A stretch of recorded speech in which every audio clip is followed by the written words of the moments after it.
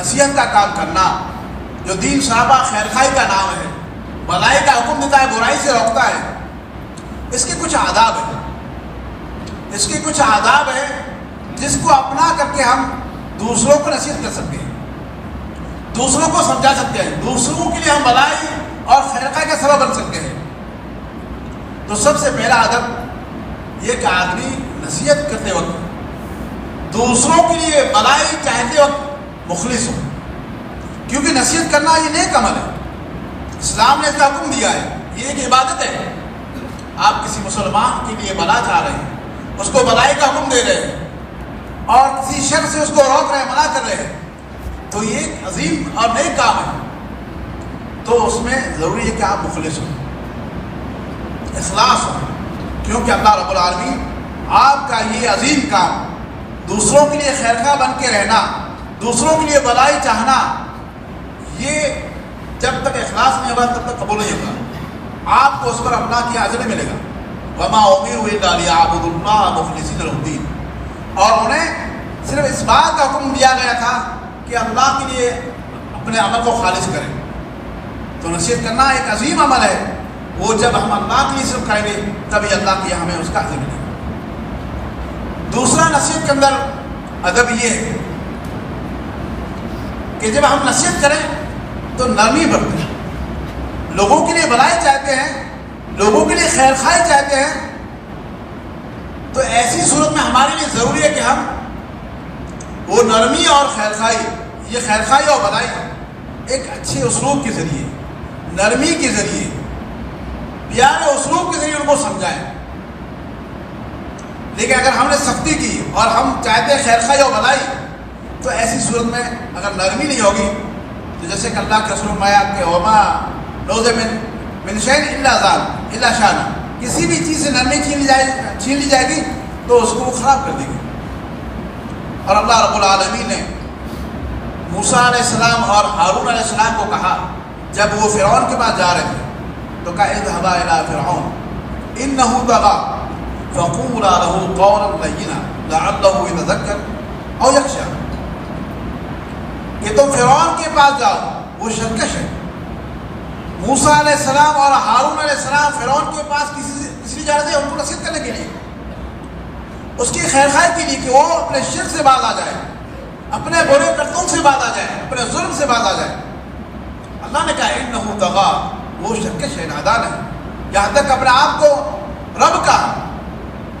اس کے باوجود بھی اللہ نے کہا فقولا لہ قولا لینا، ان سے نرم لہجے بات کرو۔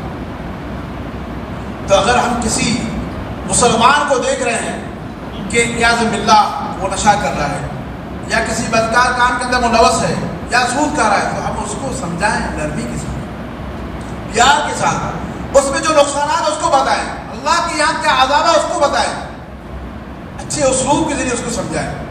فقولا لہ قولا لینا، امید ہے کہ وہ نصیحت حاصل کر جائے یا اللہ سے ڈر جائے۔ اور اللہ رب العالمین نے اپنے پیارے پیغمبر کے بارے میں فرمایا صلی اللہ علیہ وسلم وما ارسلناک الا رحمۃ للعالمین، اللہ نے آپ کو تمام جہانوں کے لیے رحمت بنا کر بھیجا ہے۔ فبما رحمت من اللہ لنت لهم، آپ اللہ کے فضل و کرم سے لوگوں کے لیے نرم ہیں۔ وَلَوْ كُنْتَ فَظًّا غَلِيظَ الْقَلْبِ لَانفَضُّوا مِنْ حَوْلِكَ، اگر آپ سخت دل ہوتے، اچھے سلوک والے نہیں ہوتے، اچھا مزاج نہیں ہوتا، لوگوں سے اچھا چہرہ تک نہیں ملتے، تو لوگ آپ کے ارد گرد سے بھاگ جاتے، کوئی بھی آپ کے قریب نہیں آتا۔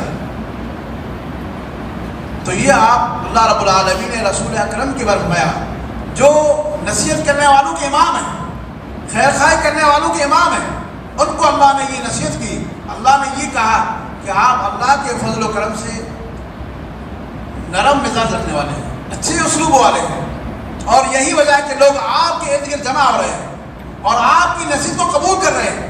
اس کی وجہ یہ کہ آپ کی نرمی ہے، آپ کا اچھا اخلاق ہے، وَإِنَّكَ لَعَلَىٰ خُلُقٍ عَظِيمٍ۔ تو نصیحت اور خیر خواہی کرتے وقت ہمیں اعلیٰ اخلاق سے سراپا ہونا پڑے گا، تبھی لوگ ہماری نصیحت اور ہماری خیر خواہی قبول کریں گے۔ اسی طرح سے نصیحت کے آداب میں سے یہ ہے کہ آدمی جب نصیحت کرے کسی معین شخص کو تو اکیلے میں نصیحت کرے. کوئی آپ کا بھائی، کوئی رشتہ دار یا کوئی بھی مسلمان آپ دیکھ رہے ہیں کہ وہ برا کام کر رہا ہے تو آپ اس کو اکیلے میں لے جائیں. لوگوں کے بیچ میں آپ بہت خراب آپ ایسا کر رہے ہیں تو اس سے وہ مزید سرکش ہوگا، اپنے برے کام سے باز نہیں آئے گا. اگر آپ خیرخواہی چاہتے ہیں، بھلائی چاہتے ہیں اس کے لیے تو آپ اس کو اکیلے میں نصیحت کریں، اکیلے میں اس کو سمجھائیں. اسی لیے کہتے ہیں النصیحہ فی المرء فضیحہ، لوگوں کے بیچ میں نصیحت کرنا یہ رسوائی ذلت ہے. لوگ اس سے مزید سرکشی میں بڑھیں گے اور ہٹیں گے نہیں. تو یہ بھی ایک عظیم ادب ہے. نصیحت کرتے ہیں ہم اگر معین شخص کو نصیحت کر رہے ہیں تو اس کو اکیلے میں نصیحت کریں. کبھی کبھار اگر آدمی بغیر نام لے کر کے اگر نصیحت کر رہا ہے تو اس میں جائز ہے. جیسے کہ اللہ کے رسول علیہ الصلوۃ والسلام نے جب ایک معاملہ آیا، سیدہ عائشہ نے بریرہ کو آزاد کرنا چاہا تو انہوں نے کچھ شرطیں لگائی جو اسلام میں نہیں تھی یا شریعت کے موافق نہیں تھی. تو اللہ کے رسول نے اس قبیلے کا نام لے لیا اور کہا اور آپ نے خطبہ دیا ما بال اقوام یشترطون شروطا لیست فی کتاب اللہ. کیا ہو گیا ہے لوگوں کو کہ وہ ایسی شرطیں لگاتے ہیں جو اسلام کے اندر نہیں ہیں، اور اگر وہ شرطیں لگائیں گے کہ 100 شرطیں ہیں وہ باطل ہیں، اور اگر جو 100 شرطیں تبھی وہ باطل ہیں، اس کا کوئی بھی وزن نہیں ہے. تو یہاں پر آپ نے نام نہیں لے کر کے آپ نے بتایا کہ ایسے ایسے لوگ کرتے ہیں، لوگوں کو نصیحت کی تاکہ لوگ اس طرح کی شرطیں باطل نہ لگائیں، جنہوں نے لگائی اس سے باز آ جائے. اور کبھی کبھار ضرورت پڑے جب کوئی آدمی ایسی بات کہہ دے جو عقیدے کے خلاف ہو یا لوگوں کو نقصان ہونے والا ہو اور لوگوں کے بیچ میں کا ہے، اور اگر ہم وہاں سمجھائیں گے نہیں تو ایسی صورت میں ہو سکتا ہے وہ شر پھیل جائے، تو اس صورت میں کبھی کبھار ظاہر بھی کر سکتے ہیں. لیکن تمام حالات کو دیکھ کر کے خالد بن ولید نے جب بنو جزیمہ کہ کچھ لوگوں کو جب مسلمان ہوئے اور انہوں نے یہ نہیں کہ ہم مسلمان ہوئے بلکہ دوسرا لفظ استعمال کیا سبانا سبانا، تو وہ سمجھے کہ مسلمان نہیں ہوئے، تو خالد بن ولید رضی اللہ عنہ نے ان کو قتل کر دیا. جب اللہ کے رسول کے پاس معاملہ پیش آیا تو آپ نے لوگوں کے بیچ میں اعلان کیا اللہم انی ابرؤ مما صنع خالد، اے اللہ میں اس چیز سے بری ہوں جس کام کو خالد بن ولید نے انجام دیا، انہوں نے بھول میں انجام دیا، لیکن اللہ کے رسول نے اس سے برات کا اظہار کیا. تو نصیحت میں اصل یہ ہے کہ ہم اکیلے میں نصیحت کریں، گھر بلا کر نصیحت کریں، لیکن کبھی کبھار جب ضرورت پڑے تو کر سکتے ہیں لیکن حالات کو دیکھتے ہوئے. لیکن اصل یہ ہے کہ آپ لوگوں کو اکیلے میں نصیحت کریں. تو یہ نصیحت کا ایک اہم ادب ہے جس سے بہت سارے لوگ غافل ہیں. کسی کو ٹوک دیتے ہیں، لان دیتے ہیں لوگوں کے بیچ میں.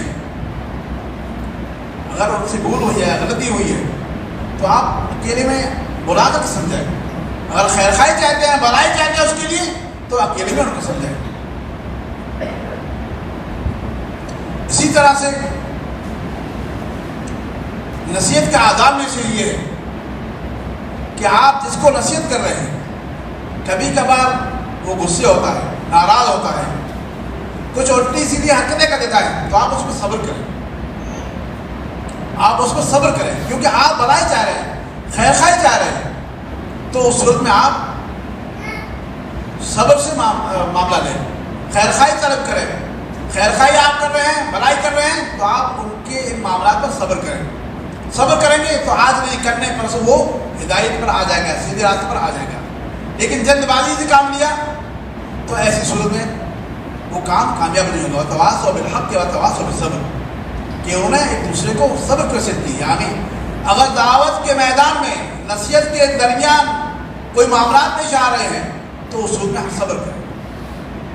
اسی طرح سے جو عیب ہم جانتے ہیں، جس کے بارے میں ہم نصیحت کر رہے ہیں، دوسروں کو بتائیں نہ کہ اس نے ایسا ایسا کیا، میں نے ایسے ایسے سمجھایا ہے، اس کو رسوا نہ کریں. آپ نصیحت کر دی، سیدھے راستے پر آ گئے، الحمدللہ اللہ کا شکر ادا کریں کہ اللہ رب العالمین نے آپ کی نصیحت کے ذریعے ایک آدمی کو ہدایت دے دیا. اب اس معاملے کو دوسروں کی طرف پھیلائے کہ یہ ایسا آدمی تھا، میں نے ایسی نصیحت کی اور ایسے سیدھے راستے پر آ گئے.